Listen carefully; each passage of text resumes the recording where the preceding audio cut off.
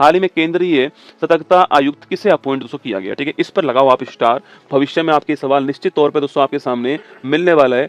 मैं फिर कह रहा हूँ, पेपर में सवाल यह नहीं पूछेगा कि केंद्रीय सतर्कता आयुक्त किसको अपॉइंट किया गया। सवाल आएगा सेंट्रल विजिलेंस कमीशन के बारे में कौन सा स्टेटमेंट गलत है, ठीक है। तो उस हिसाब से तैयार करना है खुद को, है ना। आयोग का नाम है केंद्रीय सेंट्रल विजिलेंस सतर्कता आयोग, है ना। इसे बोलते हैं सीवीसी। क्या बोलते हैं इसे? सीवीसी बोलते हैं। सो इसका मतलब होता है विजिलेंस। क्या होता है आपके? विजिलेंस होता है। विजिलेंस का मतलब होता है निगरानी रखने वाला, ठीक है। इसका उद्देश्य क्या हुआ? तो इसका उद्देश्य हो गया करप्शन, जो भ्रष्टाचार है, सिविल सर्वेंट में जो करप्शन है, इस भ्रष्टाचार को रोकना। किसमें? सिविल सर्विस के अंदर जो करप्शन है इसे रोकना जो है, ये इसका उद्देश्य आपको ध्यान रखना है, ठीक है। दोस्तों अगला क्वेश्चन, 1964 में संथानम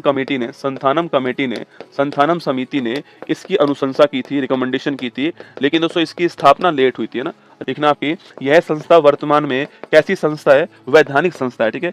और 2003 का अधिनियम आपको ध्यान रखना है, ठीक है। दोस्तों नेक्स्ट क्वेश्चन आपके सामने, वर्तमान में किसको अपॉइंट किया गया आपके? तो वर्तमान में जो अपॉइंटमेंट हुई है तो वह किसकी हुई है, लिखना आपके। तो वो हुई है सेंट्रल विजिलेंस कमिश्नर की, ठीक है। और पूछूं आपसे कौन बने दोस्तों हाल ही में आपके? यह बने प्रवीण वशिष्ठ। कौन बने आपके? प्रवीण वशिष्ठ जो है, इनको बनाया गया, आपको ध्यान रखना है, ठीक है। ये अपॉइंटमेंट करने वाले कौन आपके? तो भारत के जो राष्ट्रपति हैं आपके, उनके द्वारा अपॉइंटमेंट हुई है, ठीक है। राष्ट्रपति जी कौन है? तो द्रौपदी मुर्मू जी भारत की राष्ट्रपति हैं, इनके द्वारा अपॉइंटमेंट हुई है, आपको ध्यान रखना है, ठीक है।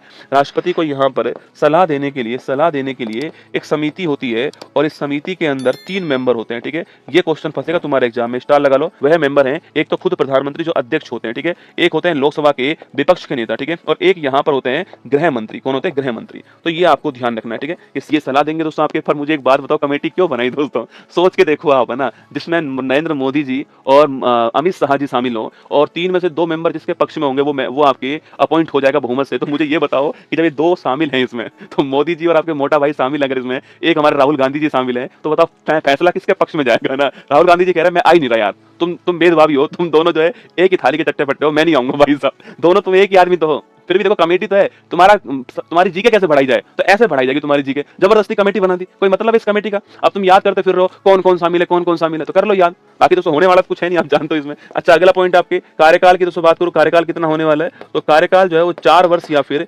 65 ईयर्स, है ना, जो भी आपके पहले हो। प्रवीण वशिष्ठ जो है आपके ऑप्शन नंबर डी जो है हमारा करेक्ट आंसर हो गया है। आगे बढ़ते हैं, ये देखिए शपथ यहाँ पे ग्रहण कर रहे हैं।